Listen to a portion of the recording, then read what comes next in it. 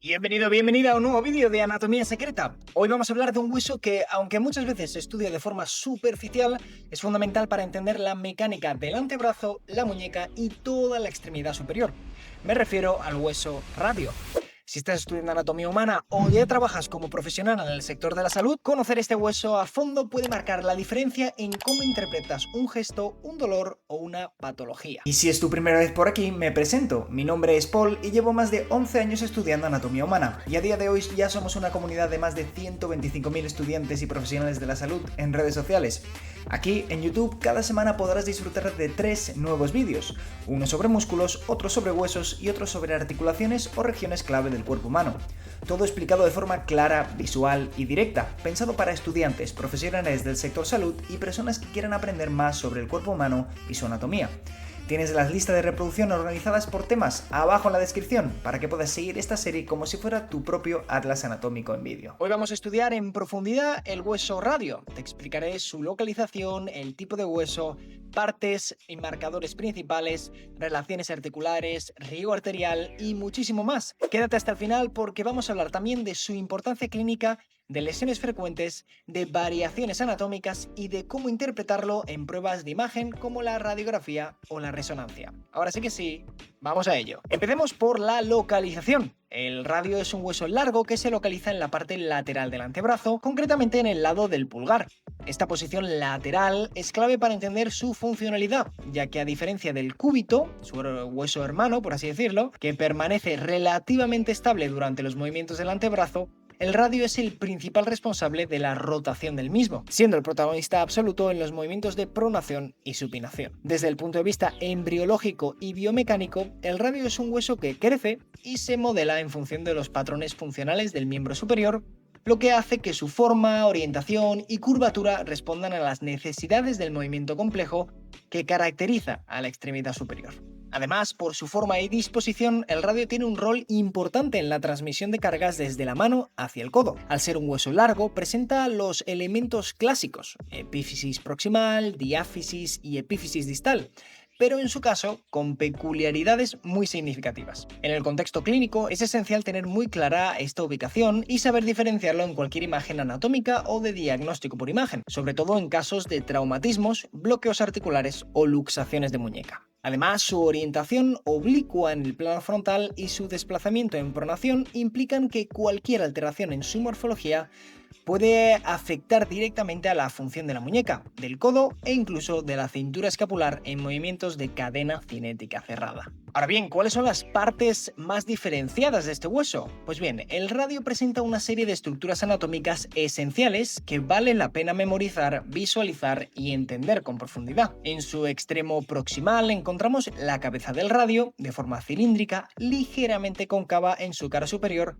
que se articula con el capítulo del húmero, permitiendo el deslizamiento rotacional sobre este durante la supinación y la pronación. Justo debajo de la cabeza, el cuello del radio actúa como un punto de transición delgado que facilita el movimiento articular y es muy propenso a fracturas, especialmente en caídas con el brazo extendido. Esta es una región crítica desde el punto de vista quirúrgico y traumatológico, y debe evaluarse siempre que haya dolor localizado tras un traumatismo. Siguiendo en dirección distal, encontramos la tuberosidad radial, una prominencia ósea rugosa donde se inserta el tendón del músculo bíceps braquial. Este punto de inserción es funcionalmente muy relevante, ya que permite al bíceps realizar la flexión del codo y, más importante aún, la supinación del antebrazo. De hecho, es una de las estructuras más relevantes en movimientos de rotación y lesiones en esta zona pueden afectar directamente a la fuerza de agarre y a gestos tan cotidianos como abrir una botella o girar una llave. El cuerpo o diáfisis del radio presenta una forma triangular en corte transversal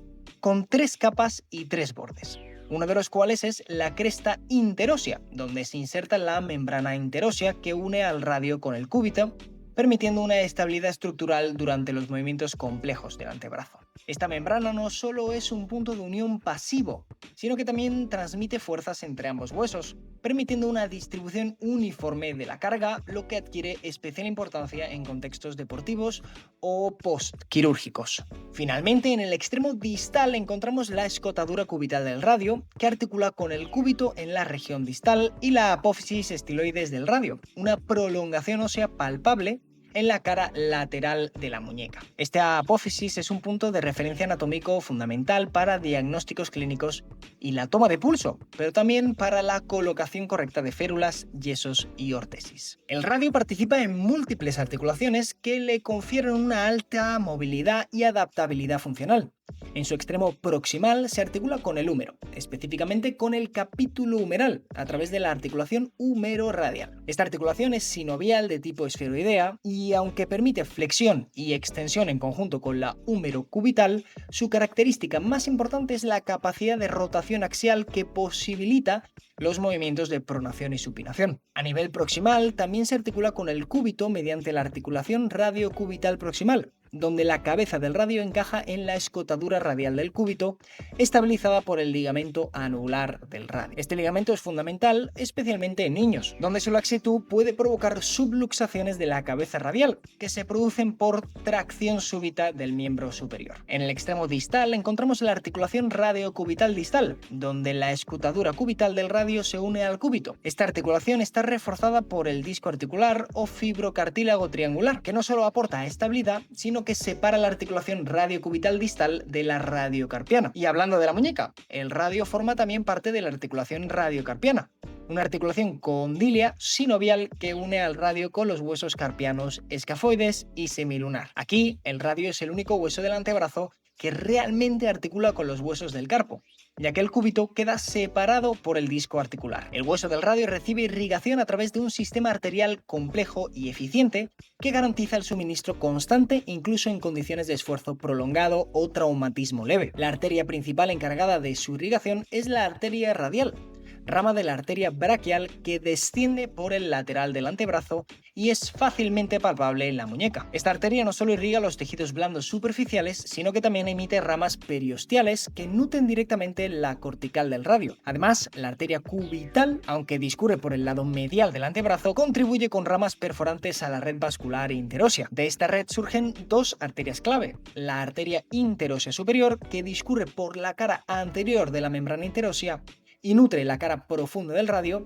y la arteria interósea posterior, que lo hace por detrás. Esta irrigación dual es clave en la recuperación post-fractura, ya que una vascularización insuficiente puede dar lugar a retardos en consolidación o incluso necrosis ósea. Pasamos ahora a la importancia clínica y lesiones más frecuentes de este hueso, y es que el radio es uno de los huesos largos que con más frecuencia se ve afectado por fracturas, especialmente en el extremo distal. De hecho, la fractura distal del radio es una de las lesiones más comunes en la práctica traumatológica, especialmente en mujeres posmenopáusicas con osteoporosis. La fractura de Colles, producida generalmente por una caída con la mano en extensión, causa un desplazamiento dorsal del fragmento distal, generando la clásica deformidad en dorso de tenedor. Este tipo de fractura no solo compromete el hueso, sino también la congruencia de la articulación radiocarpiana, lo que puede afectar gravemente a la funcionalidad de la muñeca si no se trata correctamente. Otra lesión frecuente es la fractura de la cabeza del radio, típica en traumatismos en extensión con valgo forzado del codo, como ocurre al caerse con la mano extendida. Estas fracturas pueden pasar desapercibidas si no se hace una exploración cuidadosa del codo, ya que a veces no hay un gran edema ni deformidad, pero sí limitación dolorosa de la supinación o de la extensión. También existen fracturas diafisarias del radio, que en muchas ocasiones se acompañan de fracturas del cúbito, como la clásica lesión de Motegia o de Galeazzi, que alteran por completo la biomecánica del antebrazo y requieren reducción quirúrgica. Y vamos ahora con algunas curiosidades importantes de este hueso, y es que una de las características más interesantes del radio es que, a diferencia de la mayoría de los huesos largos, rota sobre su eje durante la pronación y la supinación. En estos movimientos, el radio gira sobre el cúbito, especialmente en su extremo proximal, gracias a la cabeza radial que actúa como un pivote dentro del ligamento anular. Este giro permite cambiar la orientación de la palma de la mano sin necesidad de mover el brazo entero, algo que parece sencillo, pero que desde el punto de vista biomecánico es extraordinariamente complejo.